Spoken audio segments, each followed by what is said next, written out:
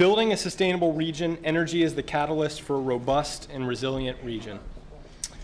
Dale Arnold is the Director, Energy, Utility, and Local Government Policy for the Ohio Farm Bureau Federation.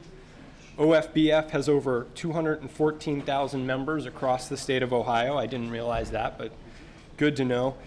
Dale's worked with OFBF for 30 years with Farm Bureau leaders to create effective energy policy on the local, state, and national level.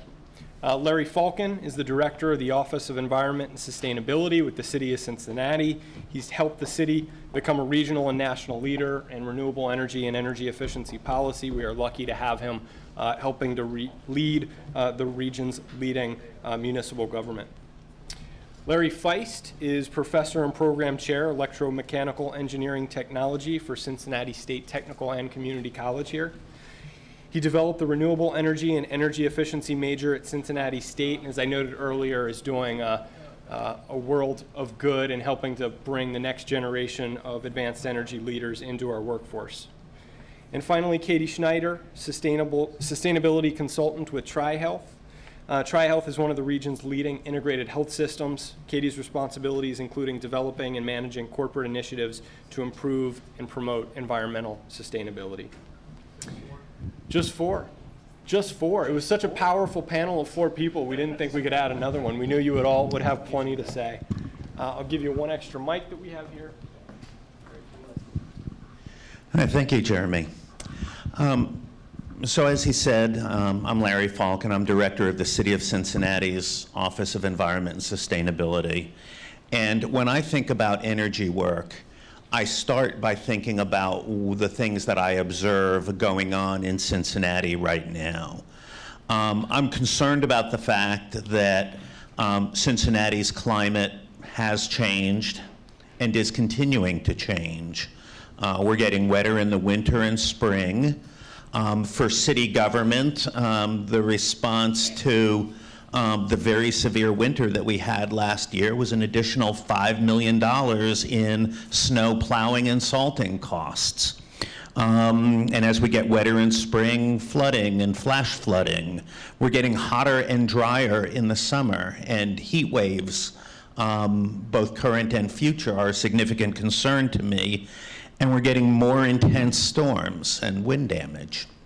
And so those are the things that make me motivated to look for another way of doing business. As we look at the way global changes impact Cincinnati, I'm concerned about increasing food price volatility in the United States and food scarcity around the world. Climate refugees, in the aftermath of Katrina in New Orleans, about 2,000 families moved from New Orleans to Cincinnati. Climate refugees went to virtually every other destination in the United States as well. And so, that was kind of the first shot, but probably 10 years from now, we'll say it wasn't the biggest one. So what is Cincinnati city government doing about those things? Well, we start by looking internally at governmental operations themselves. We now have solar panels on the roofs of 23 of our city buildings, generating about a megawatt of energy. We've done deep energy retrofits to about 70 of our city buildings, spent about $20 million on energy improvements, generating about $1.5 million a year in energy savings. And when we finance that work the way city government finances work, it turns out that we spent nothing up front and we see net proceeds every year by financing energy improvements and paying for them out of future energy savings. We've done LED replacements at this point on about 20% of the city's streetlights. And we're just finishing up construction on a new police station, the District 3 police station, which is designed to be a LEED Platinum net zero energy facility. And so some pretty impressive things that the city is doing in-house. But the things that we're doing in-house are only part of what city government does, because city government is also doing its best to promote changes within the broader community. And in that sense, we're offering residential energy incentives. We actually pay rebates in addition to the Duke rebates for energy efficiency and renewable energy measures that are implemented in City of Cincinnati households. And that's a program that is administered for us by our partners at the Greater Cincinnati Energy Alliance. Through GCEA, we're promoting a solarized program that helps residences get bulk buying rates on solar panels for their homes. And we're also, through GCEA, promoting a PACE financing program that helps commercial and multifamily buildings finance their energy improvements through future property tax assessments, so that it makes inexpensive money available in the commercial sector for energy work. So the city's great partners are a large part of what enable us to do what we're doing. I've mentioned GCEA, Green Umbrella, the Port Authority, Empower are among the companies and the entities that we're partnering with to get this done. And I started out talking about the problems that are caused for Cincinnati if we don't do something about energy. But more than that, I think we're motivated by the good things and the hopeful things that happen in Cincinnati when we do something about energy. We talked about the dirty air problems with fossil fuels. What we see in the future as we shift to more and more solar and wind is cleaner air and a healthier population. As we've been talking about, it helps businesses in Cincinnati save money and make money. It grows our economy. It attracts people and businesses to the city. After 50 years of population decline, for the last 4 years, Cincinnati is growing again. And all of those are part of the benefits that come from getting serious about sustainable energy choices. I'm Katie Schneider. I'm manager of sustainability programs for Trihealth, which is Good Samaritan Hospital and Bethesda North Hospital. So for us, like most businesses, energy efficiency translates into the bottom line, direct cost savings. But more importantly for us is the benefits, indirect benefits we receive through health savings. So like you're mentioning, the air quality. There's some efforts going on right now with the new air quality advisory to see if we can look at local statistics on those air quality advisory days to see what the correlation is on hospitalization rates and kind of what that impact may be. So, you know, our facilities are very energy intense. We run 24/7 energy intense equipment. So energy efficiency is really important. But we also have to make sure that we're delivering high quality care to our patients at the same time. So as healthcare is in this big transition right now, we're looking at going from, you know, not just treating illnesses, but shifting into preventing illnesses. And so air quality, energy efficiency, among many of our other sustainable initiatives are very important as we look at trying to prevent those diseases and illnesses in the first place. So we're still, I will say, more in the infancy stages of kind of this energy revolution than maybe some of the other industries are. So we've really hit kind of the low-hanging fruit baseline, looking at retro-commissioning, and because we are so energy intense, for us, starting back from 2005, we really started looking at this, and we've been able to now translate some really big cost savings in the millions of dollars since 2010, reducing our energy by about 10%. And now looking at, we've replaced all of our lights in parking garages, as well as high use areas where lights are on all the time to LED, as well as occupancy sensors. And those are two areas we of course have some more potential for. And then replacing old equipment Good Samaritan Hospital is over 100 years old, so equipment is very old. And looking at, our corporate office now is our old Bethesda Hospital. Just replacing kitchen equipment translates to $5,000 a month in energy savings. So it goes a long way. And then that goes back, like I mentioned, to the bottom line, back into healthcare savings or being able to hire more FTEs, nurses, and employees in that sense. So I think how we can continue to grow, especially for us, is looking at, healthcare organizations like Gunderson Health is in Wisconsin. They've achieved energy independence as of this last year. So they're a model for us that we can look at and say, someone else in our industry in healthcare can achieve this, even though we're operating 24/7 and very energy intense. It can be done, and especially in a state that, Wisconsin gets pretty cold in the winter.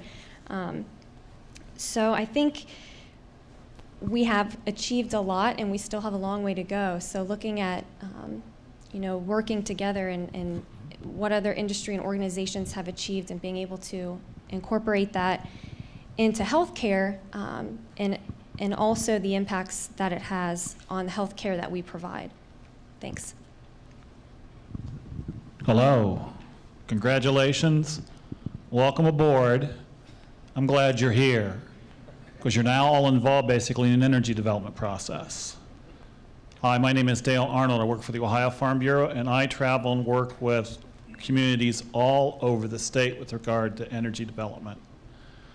Right now, basically, I'm working with folks trying to tackle and take a look at oil and gas development in eastern Ohio, pipeline infrastructure, transmission line capacity, net metering, wind farms in western Ohio, and a number of other things with regard to energy efficiency. There's a lot of times, too, when I walk into a room, if half the people see me as the guardian angel and the other half see me as the devil incarnate, I know I'm doing my job. When you take a look at energy development, I want you to think about this. The immediate now time for energy service providers and for a number of other folks is a 30-year time block. And I'm just now through my first one. I'm just now seeing decisions that we've made in the first 10 or 15 years of that time block just now come to fruition. I also want you to think about this. I work in agriculture, which is a commodity-intensive business. Corn, wheat, beans, calls, puts, collars, futures contracts, prices that are determined with regard to supply and demand over time. If you take a look at oil, natural gas, electricity, and derivatives at the New York Mercantile Exchange, which are traded every day, it's not a nice little calibrated emotional wave. It's lines like this, a lot of volatility. And I want you to think about this. When you talk about community planning having to do with energy, over that time period, it's like this too. There's going to be times where things are going to be done relatively easy, times where it's going to be relatively difficult, times when you're going to be rapidly doing things, and times when you're going to be coming to a screeching halt saying, what the Sam Hill just happened? And that's what we're seeing now with regard to energy development. That's why I'm helping basically a lot of people do. If you take a look at things, things are happening very differently in the 21st century than it was the 20th century. In the 20th century, we put together a very centralized generation, transmission, and distribution system for fuel and electric generation. That was the modern marvel of the 20th century. We're taking that energy generation, transmission, and distribution system in the 21st century, and if it was a piece of paper, we're crumpling it up and we're putting it over the side because it's no longer going to be able to maintain and be fitted. We're going to basically a diversified energy portfolio. Instead of having one or two major sources of fuel and generation, we're going to have a number of them. You are still going to see coal and nuclear fired generation capacity well into the second half of the century.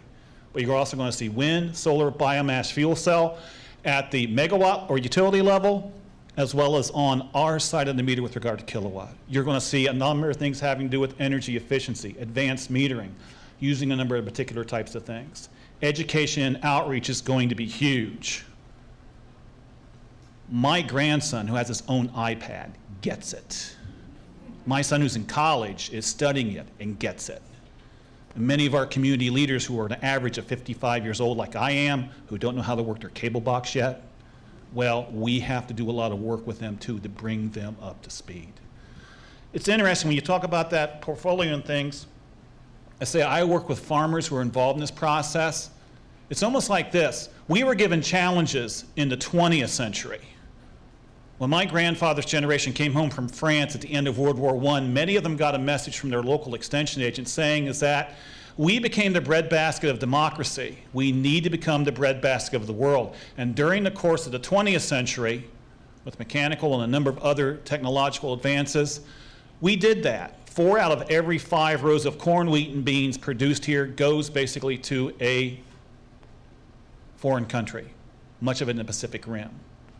We have become the breadbasket of the world with regard to food and fiber. In the 21st century, those demands are not going to go away. They are going to continue to increase. But right now, we're also being asked to be a leader and have a leadership position in food, fiber, and energy.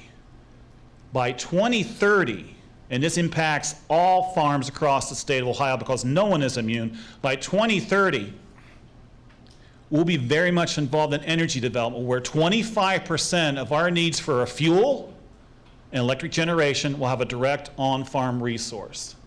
We're being asked right now to provide biomass and other types of feedstocks for fuel, solid, liquid, and gas, and also accommodate very large, medium, and small behind-the-meter generation, transmission, and distribution equipment to make sure the lights are on for everyone here. Some people get that. Others, at this point, need to be brought into the fold. We're trying to do that with a number of particular folks. And I guess what I'm saying is this, is that one of my major jobs with Farm Bureau and this whole thing is helping people come at the table. Energy Security Act of 2007 changed a lot of things, that where you're no longer going to have a centralized authority when it comes to energy development. You're no longer going to have black and white law. You're going to have a lot of rules. You're going from black and white to gray. I'm working right now with communities where decisions are being made on keeping the lights on and fuel based on what resources, what tools, what technology, what economic opportunity we have at a county level. And what you decide to do in Cuyahoga County, or Hamilton County, or Franklin, or Van Wert, or Monroe could be totally different. But if it works, that's carrying it forward. For a lot of people, that's a very scary thing. Because I'm going to tell you this, a lot of people need to be at that table.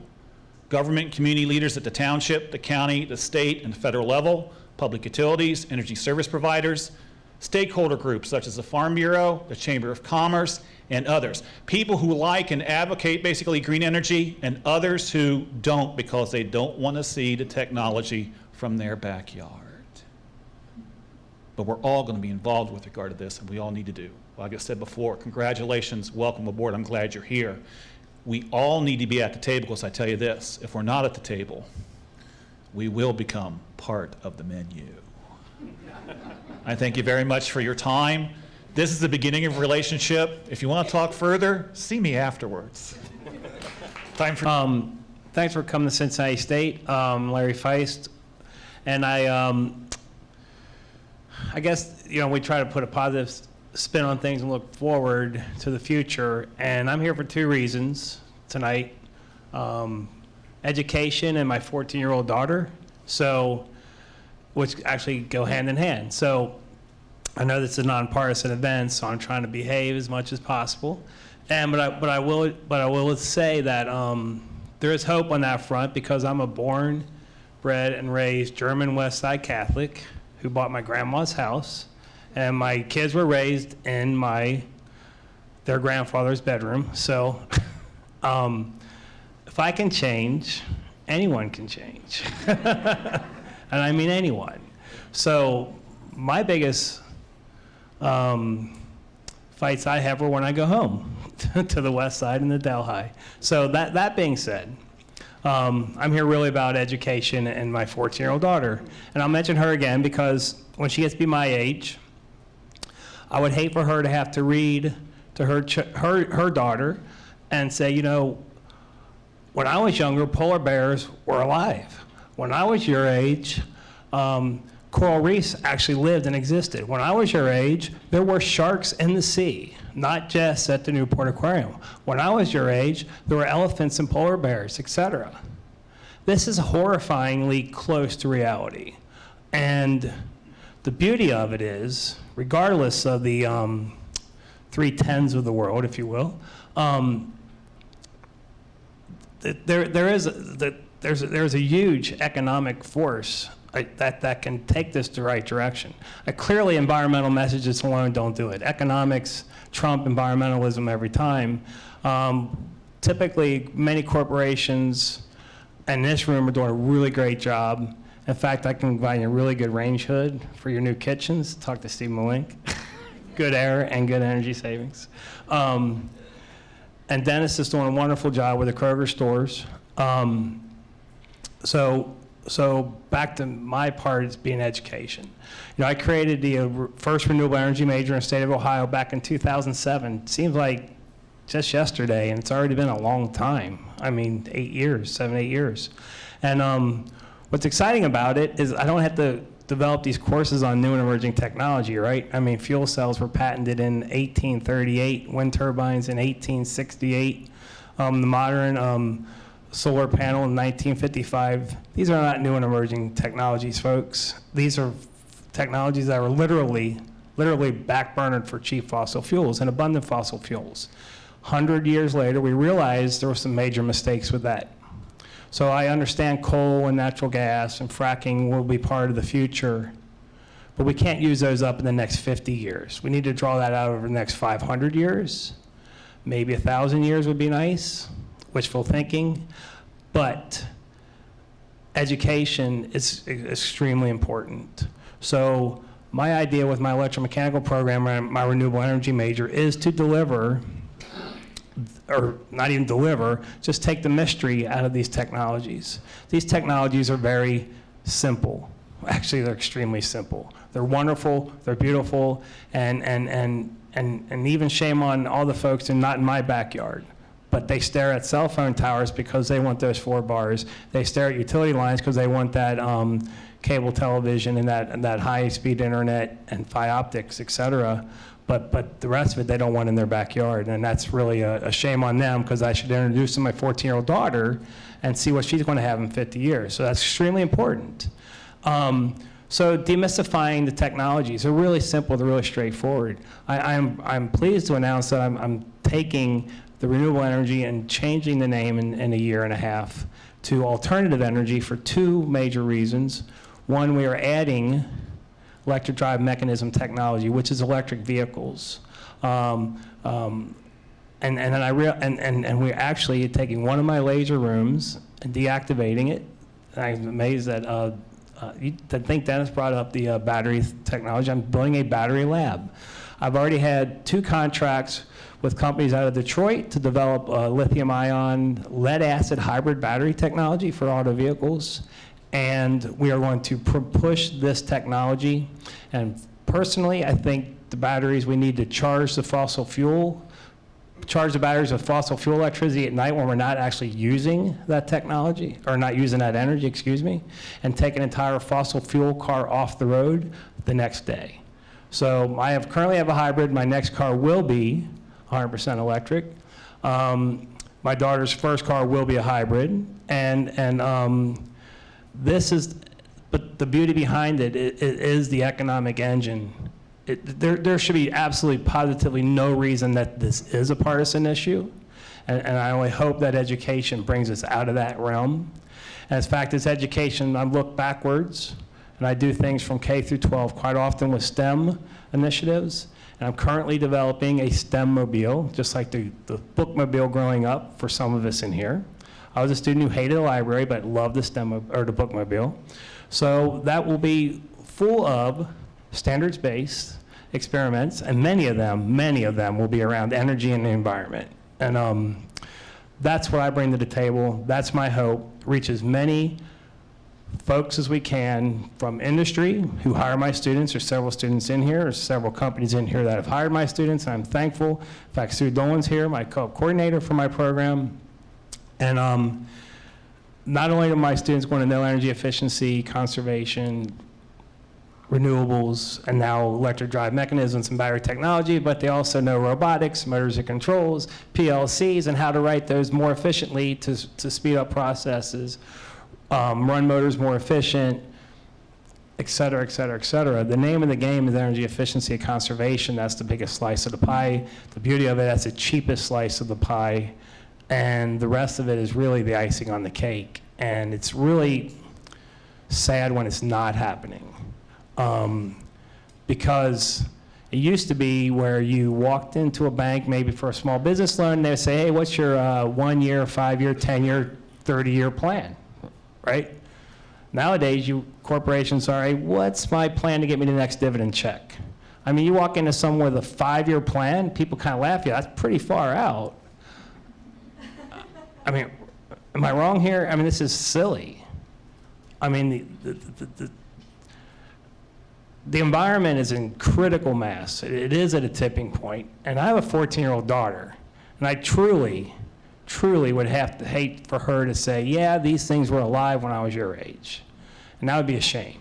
So the dirty air not only impacts our local breathing, we know it does, but the CO2 comes down to the center eventually. It gets to the ocean, acidifies the ocean, the coral reefs are gone, the basis of really most life. If you work your way up from those organisms up, it's a major issue. So the fact of the matter is I'm proud that I could build a renewable energy major in a community college on the west side of Cincinnati with dominant west side students and do rather well. So thanks for coming.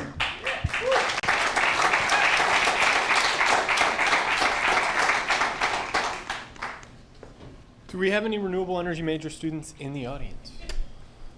There we go, extra credit all around. Everybody, that's right, that's right. Everybody is, right?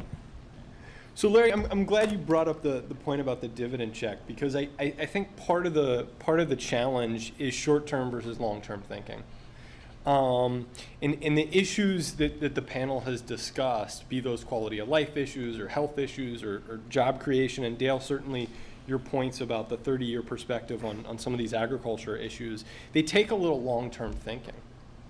And of course, with the transition that's happened in kind of lifestyles today, and everybody's focused on their phone, it's instantaneous, it's hard to think about those things. So designing energy policy for the future is challenging, and thinking about what we're going to do for air quality issues in 20 years is challenging, because those things don't happen overnight. So I'm wondering, how do we better kind of quantify and communicate the non-monetary benefits that we know exist? The studies illustrate that they're there, the value's there. How do we better communicate those benefits to the broader public and to policymakers? Well, that's the challenge. It is extremely difficult because it's an immediate society. We want immediate feedback. As I can even sense my phone vibrating over there, knowing that somebody's trying to reach me now. And I really think it does draw back to the K through 12 education. I mean, the mindset has to change from the ground up. And frankly, it's the 14 to 20-year-olds that are going to change to 55-year-olds at this point, and say, okay, well, maybe you have not 40, 50 years left to look at this long-term picture, but I certainly do. And it's really, really difficult. People can't, I can't find people who can really look that far down the road. I do at my house. I make a tweak here, tweak there. My house is full of LED lights. I run the numbers, and I'm the kind of guy who wants to make a couple $1,000 investment and convince my wife over the next 20 years it's going to pay for itself.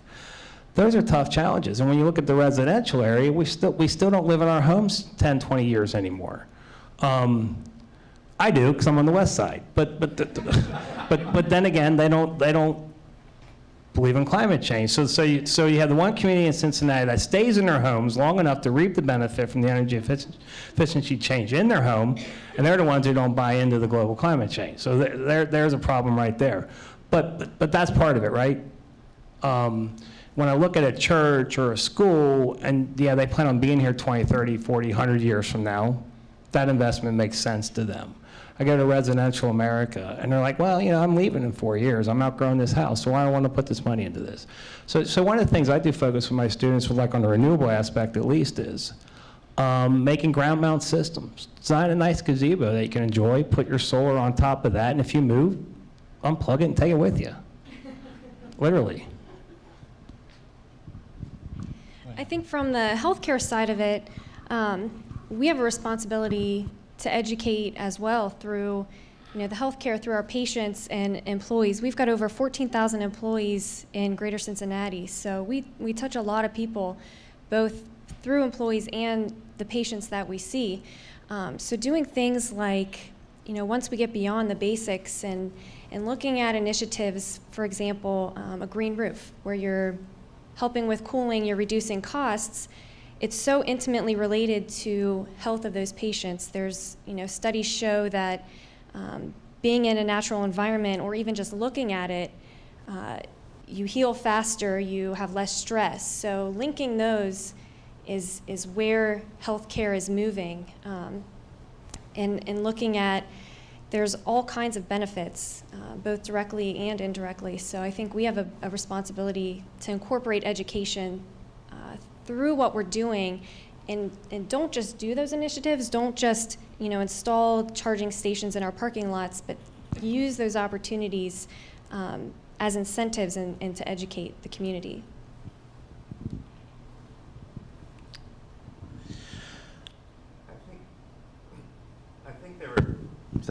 I think there are people who are inclined to see the long game and to think in 20, 30-year terms and really appreciate the importance of looking ahead and planning ahead. But that's not everybody, and I don't think there's any strategy that we can adopt that will make everybody long-term thinkers. Within city government, I have elected officials that work on a 4-year election cycle. I have a finance department that works on a 1-year budget cycle. And part of my challenge is to develop products that those customers will buy. And so it's a matter of taking a strategy for renewable energy, for energy efficiency, for transportation options, and making it work in the short term.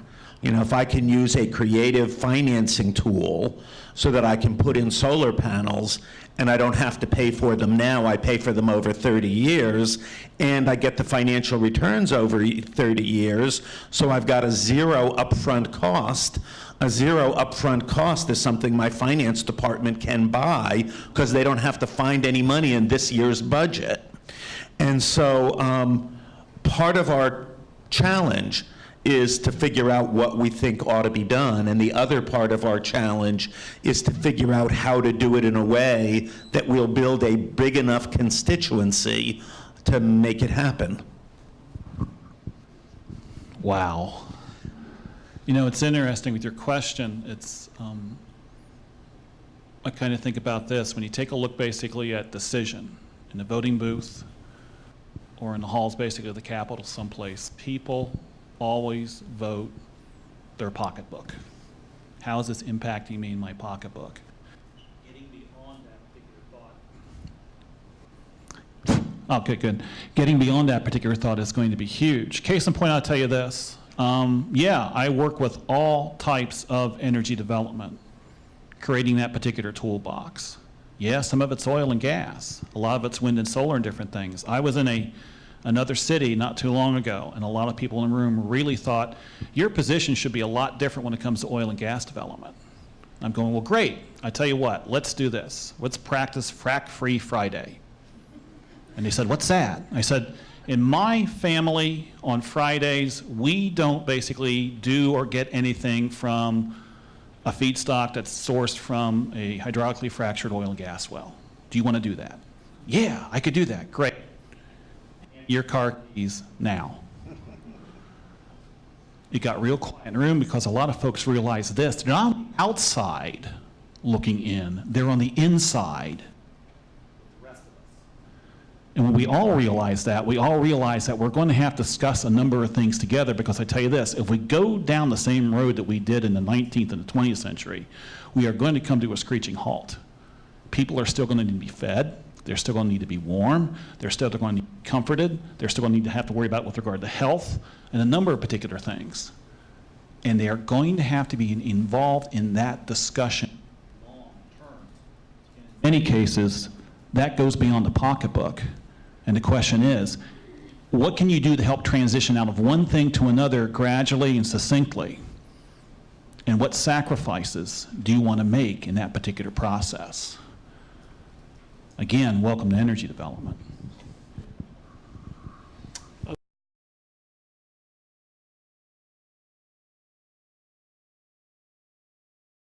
Other questions?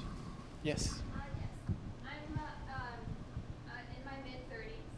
I'm a female, so biologically I'm inclined to be more sensitive to pollutions that can affect my breast health, my reproductive health, my chances of even having children. And so as a woman in my mid-30s, I have incredibly deep concerns for my own health and the health of the future that I might bring into the world, which I ask myself if I want to at this junction and when I'm at this meeting, and also for the health of the future of your children, grandchildren. So when I hear you make an analogy or an example about having a frack-free Friday and telling someone, okay, well then give me your car keys, it triggers in me this inherent anger that I have, that I'm in a world where I don't actually have many choices when it comes to that. If I want to drive my car, thank God that electric cars and other resources are being developed, but still, we're in this situation where if I want to turn my lights on or run my faucet, I know, because I'm a conscious person, I've done my research, I'm involved in these working groups, you know, I know that I'm in this situation where I don't have the choices that I want. So that's why I'm at the table, I'm at this buffet, and I'm cooking stuff up in my house, and I want to know that it's not polluted with fracked wastewater and all of this other BS that's going on. So thank you for bringing that up about telling people to give them their car keys when you want to have a frack-free Friday, and really bringing that to light, because it's true. We are in a situation where we don't have that many choices, and I'm really excited that this program is going on so that we can move towards more renewable resources and choices that are cleaner. And I'm really excited for the future of us in Ohio, for our youth, and I'm looking forward to developing programs like you have on the far left here at Cincinnati State with the youth and teaching them about these renewable resources. So thank you for that. Have a faith in that. I really appreciate what you said, and it's like you say, you're doing that basically as a conscious level. There are a number of other folks who are doing it too. And depending on what resources they have, what economic benefit they have, what their community is doing, it's all intrinsically different. And you're right, we have the ability for little choices. But what's also interesting is this: the more we work together on a number of things at a table or with the community, a lot of little choices become one great big choice. And I hope basically that we're still working in that particular direction. Thank you. Yeah, as Pogo said, we have met the enemy and it is us. And so I appreciate your comment as well, because you know, when we're in sustainability discussions, you know, it's a journey, not a destination. We are all on the road and none of us have gotten there. And so, you know, I like to think of it as, you know, each of us, whether it's as an individual or as a corporate entity or a government or whatever, you know, we're each looking for our next step and taking our next step, and then from that new place, looking for the next step. And so, you know, I think in some ways the best that we can hope for is to be on that journey and to be making progress, and then we cross our fingers and hope we're moving far enough, fast enough.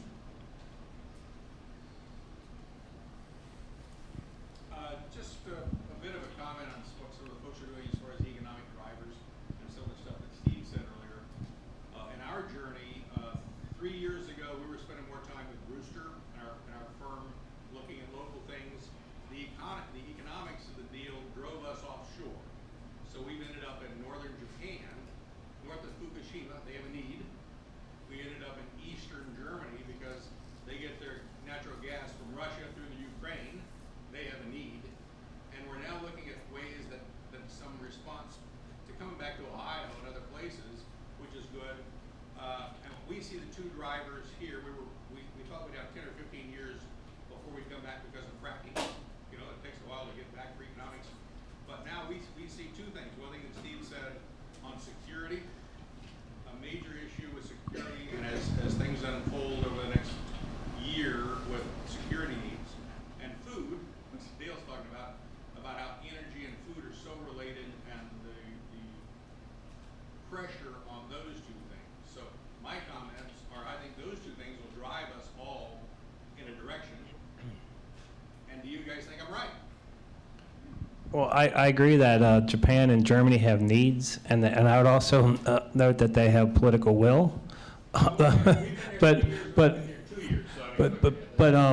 what I will say is that security and food are huge, obviously, issues, and the fossil fuel that goes into most products, or people would be shocked the amount of water and fossil fuels that go into farming. And the security aspect as well. I mean, I totally agree. So what does have to change, I mean, in Ohio in particular, is still fossil fuels are just really, really cheap. And a lot of things are just really, really convenient. And that is really tough to overcome. And that's really what I see as the biggest challenge. I mean, people feel safe here. They feel secure. I mean, I know I shopped at Target and they were hacked, et cetera, and I got a new card with a new number. And you know, if they crack into my bank account, 15% of nothing's nothing. I'm a community college teacher. You know, I don't have these major security concerns in that respect. But I do have major security concerns at a military level and a national security level, because our U.S. military a couple decades ago figured this global climate change issue out. And if you look at most of the bases that are shut in the United States now, are due to because they're very energy inefficient. And the Navy has made huge strides as far as energy efficiency and use of different technologies. Even insulating tents in Afghanistan, a brilliant idea, because of a gallon of diesel fuel was like $400 in Afghanistan, right? So the security issue, at least in that respect, I know cybersecurity as well, but these are real. And the beauty of it, energy efficiency and conservation can get us out of a lot of those just right then and there. So yeah, you're exactly right. It's just things are still too cheap and too easy here. That's my biggest fear.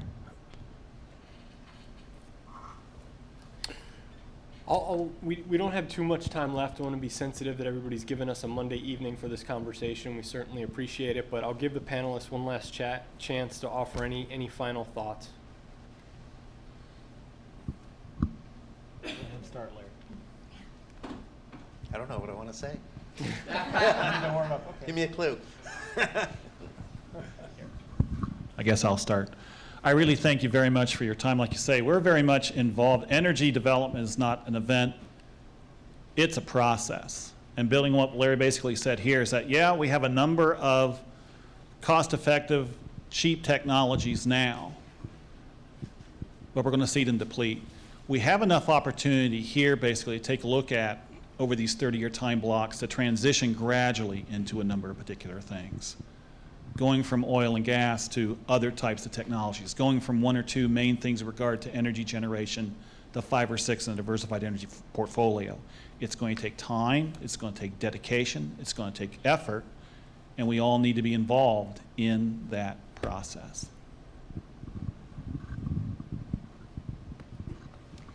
Yeah, and for us, going back to healthcare is looking at the impacts that not just us, but everybody is having and the long-term effects of health. And as we take a closer look at how can we prevent illness in the first place rather than the traditional aspect of just treating the sick in our facilities.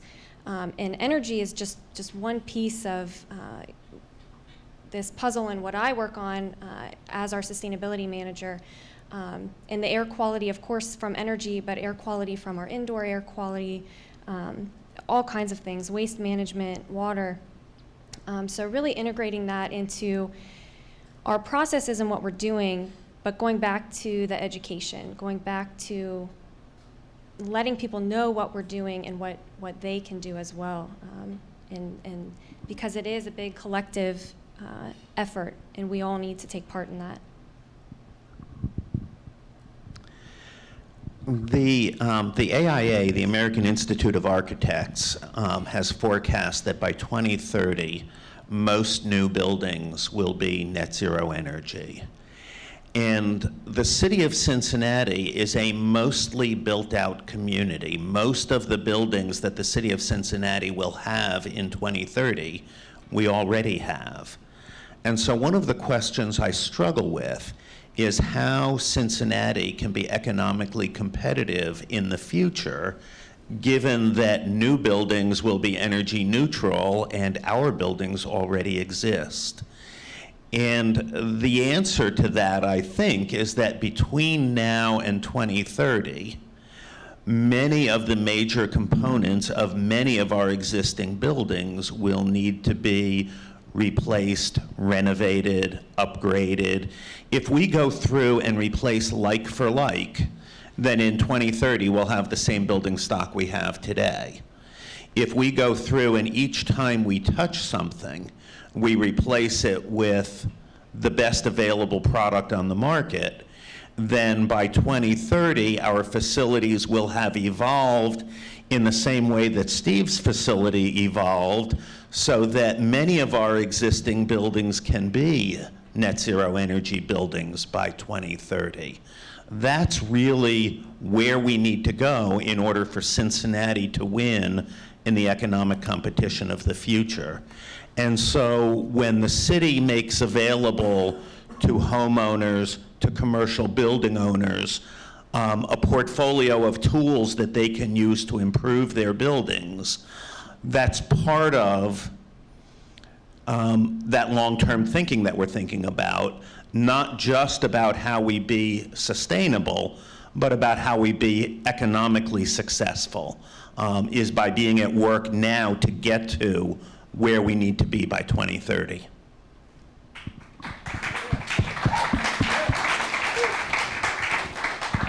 Yeah, and I still, closing comments, or it's education. And it's more than K through 12 or in college and undergrad, grad, and on.